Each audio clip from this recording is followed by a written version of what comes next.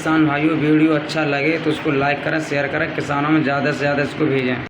पूरे हिंदुस्तान के किसान ये बात तय कर ले कि अगर इस बार आप लोग सरकार के इस निर्णय के खिलाफ सड़कों पर नहीं आएंगे तो कभी आपका प्याज, कभी लहसुन, कभी गेहूं, कभी चना एक एक करके हमारे किसान को खत्म कर दिया जाएगा और हमारा किसान बर्बाद हो रहा है, कर्ज में डूब रहा है। इसलिए हमारे प्याज एक किसान अफगानिस्तान से मंगा रहे हैं, पाकिस्तान से मंगा रहे हैं, चीन से मंगा रहे हैं। ये सरकार की दोहरी नीति की वजह से हमारा किसान बर्बाद हो रहा है।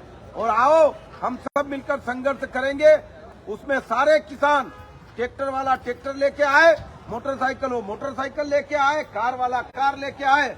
और इस आंदोलन में जितने व्यापारी भाई है वो भी इसलिए सहयोग कर रहे हैं कि हमारे यहाँ पर जो व्यापारी खरीद रहा है वो अपना व्यापार व्यवसाय करता है, चंद पैसे कमाता है, लेकिन वास्तविकता में इस टैक्स से उसको भी बड़ा नुकसान हो रहा है। देश से विदेश में जब प्याज जाएगा तो एक व्यापारी अगर 1 करोड़ का व्यापार करता है तो 40 लाख रुपए उसको टैक्स जमा कराना पड़ेगा।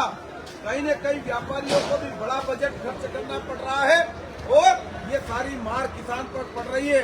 इसलिए एक बार मन बनाकर हम सब लोग, किसानों का क्या कहना है? इस पे रोक होना चाहिए, रोक होना चाहिए बाहर के लेसन पे। कौन से पे? बाहर वाले पे। अरे भाई, विदेशी लेसन आ रहा है, विदेशी लेसन पे। आपके यहाँ हमारे यहाँ का माल मद्दा बिक रहा है, सही बात है। इतने साल में हमारे लहसुन के दाम आए और सरकार ने अफगानिस्तान से मंगा लिया। अगर विदेशों से इस तरह से हमारे कृषि उत्पाद मंगाए जाएंगे तो हमारे देश जो कृषि प्रधान है उसका, देश का किसान पूर्ण रूप से बर्बाद हो रहा है। हजारों किसान आत्महत्या कर रहे हैं। हमारा युवा किसान कहाँ जाएगा? हमारे देश को किसान बचाते हैं। आप सब लोग जानते हैं जब कोरोना काल में पूरे देश पर संकट आया तो केवल हमारा किसान और हार्टिकल्चर ऐसा विभाग था जिसने ज्यादा तरक्की करी। मतलब देश किसान के भरोसे है, सारा व्यापार किसान के भरोसे चलता है। तो हम सबको मिलकर के किसान को और खेती को बचाना पड़ेगा। देश और उससे भी ज्यादा हमारे देश को किसान प्रधान बनाना पड़ेगा, तब जाके हमारा कल्याण संभव होगा। तो सभी किसान भाई अधिक से अधिक संख्या में अपनी अपनी मंडियों में जाए, वहां पर धरना प्रदर्शन करे और किसान भाई भी अपना माल मंडी नहीं ले जाए। 2-4 दिन आप माल रोकोगे। आपने देखा पश्चिम बंगाल को लगने लगा कि जितना माल मैं खरीद सकूं खरीद लूं। उसने कल रेट बढ़ा दिए हैं। उसको ये डर है कि मोदी सरकार जो टैक्स लगाया है इससे बड़ा निर्णय किसानों का विदेश माल जाना प्रतिबंध कर देगा। अभी हमारे 4 साल से प्रतिबंध था, पश्चिम बंगाल माल नहीं खरीद रहा था। आज बांग्लादेश ने जैसे ही खरीदी चालू करी हमारे यहाँ पर प्याज के दाम बढ़ गए और जब प्याज के दाम बढ़ गए तो सरकार को टैक्स सूझ गया।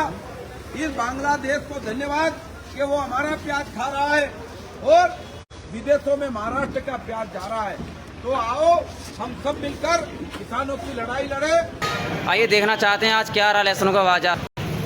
लहसुन बाजारों में कुछ हल्कापन देखने को मिला है। लगभग 500 से 800 रुपये के आसपास कुछ मालों में देखने को मिला है। आप देख सकते हैं ये सब किसान भाई खड़े हुए हैं। किसानों का क्या कहना है? इस पे रोक होना चाहिए, रोक होना चाहिए बाहर के लेसन पे। कौन से पे? बाहर वाले पे। अरे भाई, विदेशी लेसन आ रहा है, विदेशी लेसन पे। आपके यहाँ हमारे यहाँ का माल मद्दा बिक रहा है, सही बात है। किसान अपना काम छोड़कर मंडियों में धरने पर विरोध में बैठेंगे। जो किसान मंडियों में माल बेचना चाहते हैं उनसे मैं हाथ जोड़ के विनती करता हूं, अपना माल अभी रोक लो। 4 दिन रोकोगे, सरकार को समझ में आ जाएगा और ये टैक्स वापस ले लेगा तो हमारा प्याज 50 रुपए किलो में बिकेगा। हमारा किसान जो लागत लगा रहा है वो लागत निकलेगी, लेकिन संयम हमको रखना पड़ेगा, सहयोग हमको देना पड़ेगा। गांधीवादी तरीके से हम आंदोलन करेंगे।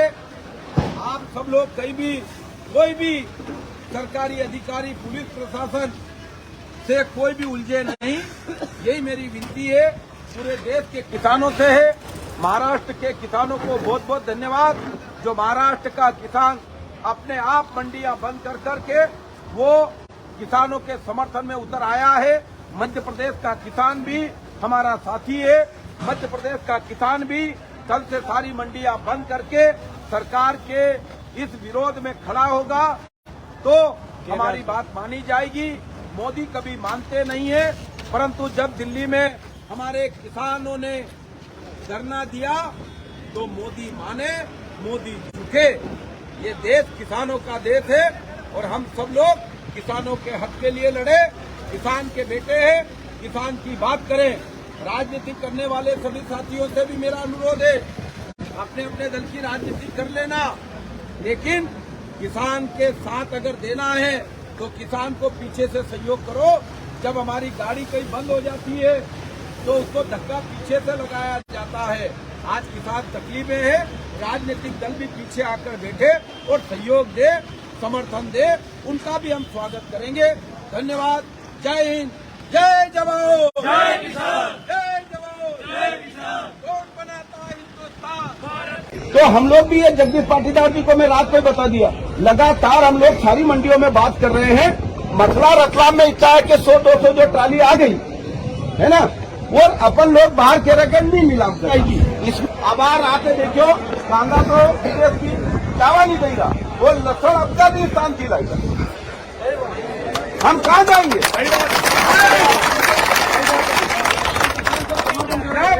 और जो आप में से दादा, मैं डीपी धाकड़ आपसे वचनबद्धता कर रहा हूँ, आपका नुकसान नहीं होने देंगे। कोई नहीं चाहता, अच्छा कोई चाहे तेरी ट्राली वाला नहीं चाहता है। मैं इसीलिए आपको बोल रहा हूँ कि या तो अपन सार्वजनिक बात नहीं करना चाह रहा था, लेकिन जब सब लोग आ गए हैं, ये भी अपने परिवार के, ये कोई अलग नहीं है, संघर्ष नहीं होगा। हमारे ये जो मेहनत कर रहे हैं कांदों में, हमें भी कांदा हजरा वहां बड़ा कांदा वाला कोई 8 दाण एक कांदा ना हाथ लगाड़ो तो कांदो मंडी आयो है। मैं अगर मैंने घरे जाइए ये पाछो खाली करेगा तो 10वां नंबर, तो वो कांदे ही तो ही लड़ पाएंगे। दूसरी बात, अपने यहाँ बाप जरा तो हम कच करिए, दिल्ली वाला लड़िया भूलिया कौन है, यदि अपने यहाँ कैसी नौबत आएगी। अगर ये बाबूजी नाराज हो गए तो इनका पैर पकड़ेंगे। आपके माल यहाँ ढका हुआ है, सुरक्षित है, और हम दोपहर तक सारे लोग मजमा जमा कर एक होकर सरकार से लड़ेंगे। हम लोग लड़ेंगे क्या? हम जब सरकार से लड़ेंगे और यहाँ से वातावरण जाएगा 10 जिलों में, तो निश्चित सरकार झुकेगी। और पहली बात तो मोदी जी दिल्ली वालों की झुक गया, करसान की झुकी। यहाँ कोई बीजेपी और कोई कांग्रेस नहीं होगी। हमारी कमेटी है, हम सब लोग गंभीरता से निर्णय ले, और आप लोगों से पुनः हाथ जोड़ रहा हूं मैं, शांति से बैठो, हम विचार लगा के बैठेंगे। उसके अलावा आपका नुकसान भी नहीं होने देंगे, पर हम किसान एक ट्राली बातें मत लो। अब आवाज किसान भाइयों, वीडियो अच्छा लगे तो उसको लाइक करें, शेयर करें, किसानों में ज़्यादा से ज़्यादा इसको भेजें। आप लोगों के अच्छे दिन आए हैं या नहीं पता नहीं, लेकिन गोदी एंकरों के बुरे दिन जरूर आ गए। कुछ भी भाई चिंता ना कर, आज की लिस्ट में तुम्हारे अलावा भी और लोग हैं। क्योंकि इसने कड़ी टक्कर दे रखी है भाई को। मैं भी पूछ सकती हूँ सिद्धि जी, क्या हुआ जब आप जेल में थे? गजब बेइज्जती है। वैसे स्मृति जी ने जो कहा, मैं उसकी कड़ी निंदा करती हूँ। अब मैं भी आपको यही कह सकता हूँ, इसलिए नहीं कि उन्होंने कुछ झूठ बोला, बल्कि इसलिए कि सुधीर ने 9 साल में पहली बार सही प्रश्न पूछा। जब टमाटर 250-300 रुपए हुआ तो आपके घर में भी बात होती थी टमाटर के बारे में? क्या बात है? और सही मंच पर सही शख्स से पूछा। इसलिए कह रही हूँ ये ट्रिविलाइजेशन हो जाएगा। इसी को व्हाट अबाउटरी कहते हैं कि मैं आपसे पूछूं, फिर आप कहेंगे कि अच्छा पहले ऐसा होता था। 9 साल तक इतनी डुगडुगी बजाने का ये सिला मिला कि मंत्री महोदया का अहंकार भूल गया, ये तो अपना आदमी है। नहीं, व्हाट अबाउटरी नहीं है। मैं भी पूछ सकती हूँ सिद्धि जी, क्या हुआ जब आप जेल में थे? द इशू इज, थोड़ी मर्यादा रखिए। फॉर इंस्टेंस, और मैं जेन्युइनली माफी चाहूंगी इसलिए क्योंकि मैंने आप पर पर्सनल कटाक्ष किया, जबकि ऑडियंस में कई लोग नहीं जानते कि मेरी मीडिया में काम की शुरुआत आपके जूनियर के नाते हुई थी। ये बड़ी अच्छी बात कही आप। लेकिन वो ठीक है, एक लेकिन मैं आपको यहाँ ये कहना चाहूंगा कि मैं आपको अगर आप पर्सनल कटाक्ष करते हैं तो अपने लिए भी तैयार रहिए। हाँ बिल्कुल, मैं तैयार हूँ, मुझे कोई आपत्ति नहीं। जब आप तक बात आती है तो फिर आप आपत्ति मैं करने बिल्कुल लगती तैयार हैं। हूँ। और सिर्फ इतना ही नहीं, इसी मंच पर एक विपक्ष के बड़े नेता यूपी के पूर्व सीएम अखिलेश यादव भी एक बार फिर ईमानदार पत्रकारों को आईना दिखाया है कि आज तक दुनिया का सबसे बड़ा चैनल है, देश का सबसे बड़ा चैनल है। मैं आपको बधाई देता हूं। मैं उस दिन का भी इंतजार करूंगा कि दुनिया का सबसे सच्चा चैनल बने। सबसे सच्चा और अच्छा ही है। तभी मैं देखता हूं कि यूट्यूबर्स की जो व्यूशिप है वो न जाने कहां पहुंच रही है। ये बात मैं भी नहीं छिपा सकता, ये बात तो आप भी जानते होंगे। सर वही तो आंकड़ा मैं दे रही हूँ कि क्योंकि आपको बोलना पड़ा है चैनल के बाद यूट्यूब चैनल, तो केवल एक थी आपका यूट्यूब नहीं। जनता आज सच स्वीकार कर रही है, अच्छा सुनना चाहती है। तो कई यूट्यूब चैनल शायद बड़े बड़े चैनलों से ज्यादा उनके सब्सक्राइबर्स हैं आज।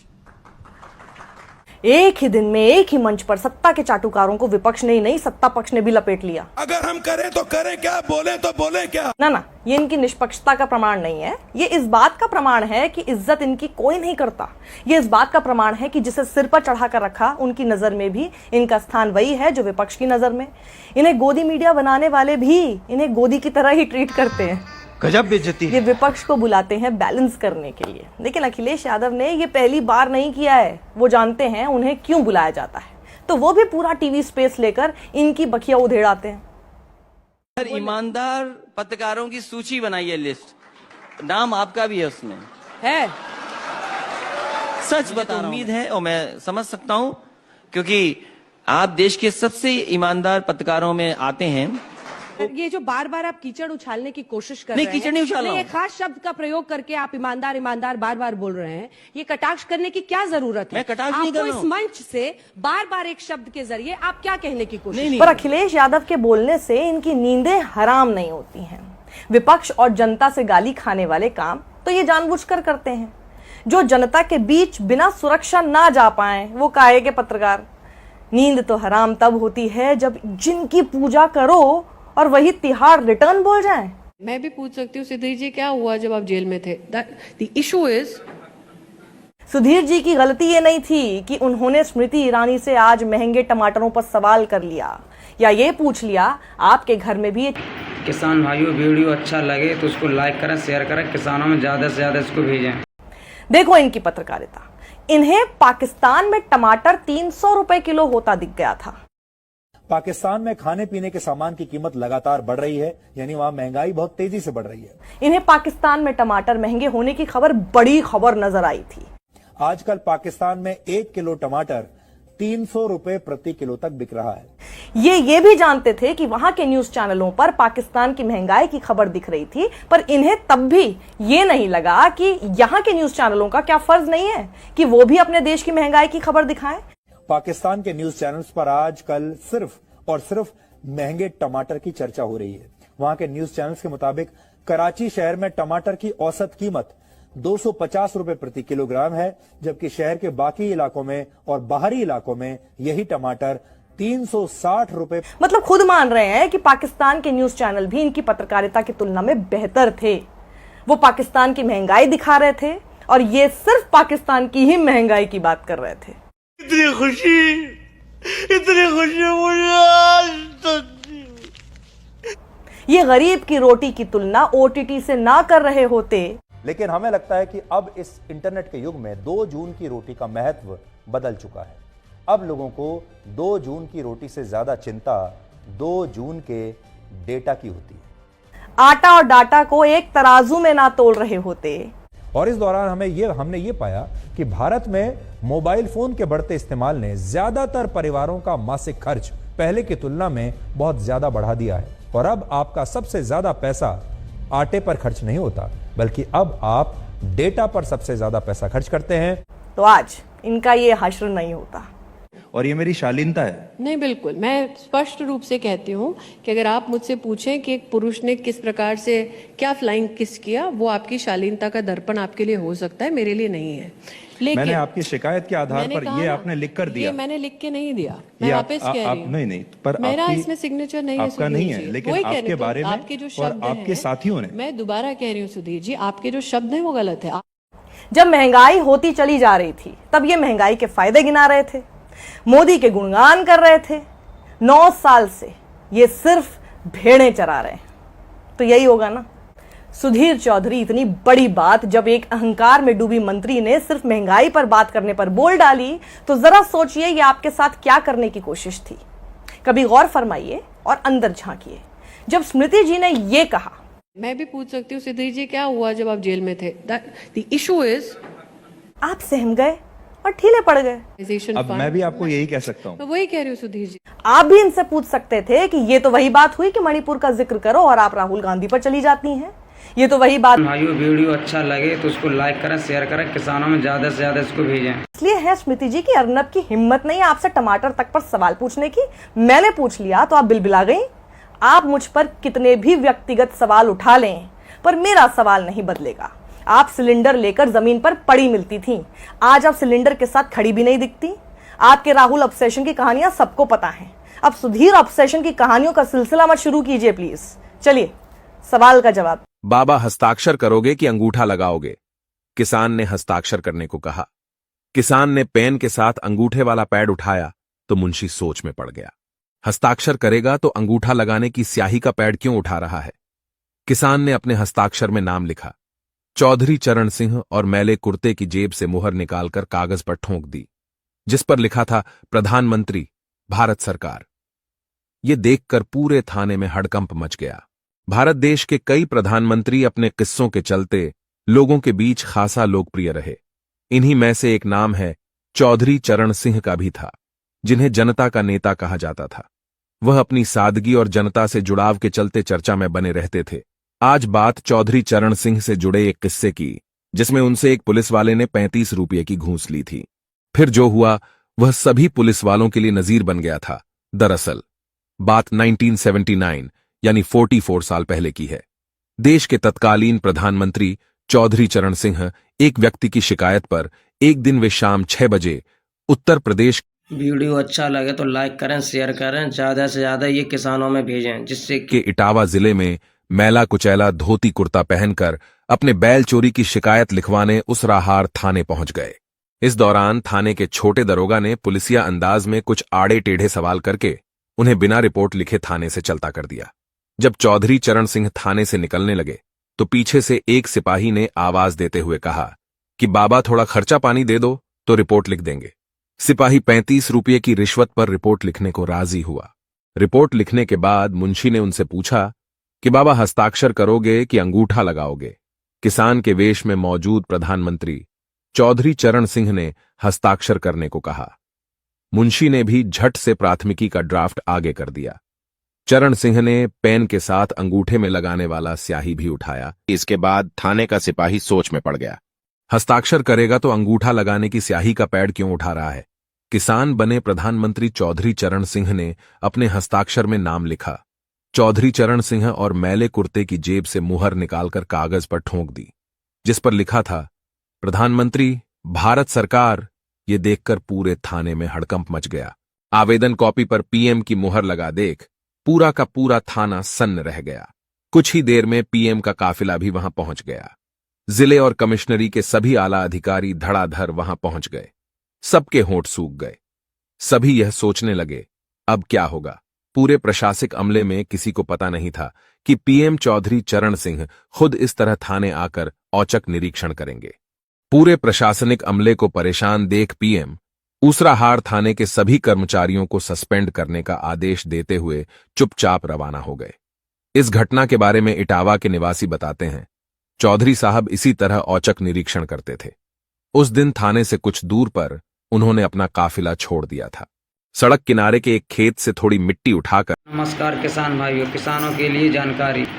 किसान भाइयों, वीडियो अच्छा लगे तो उसको लाइक करें, शेयर करें, किसानों में ज्यादा से ज्यादा इसको भेजें। अपने कुर्ते पर रगड़ ली और जूते उतारकर नंगे पैर ही थाने में पहुंच गए थे।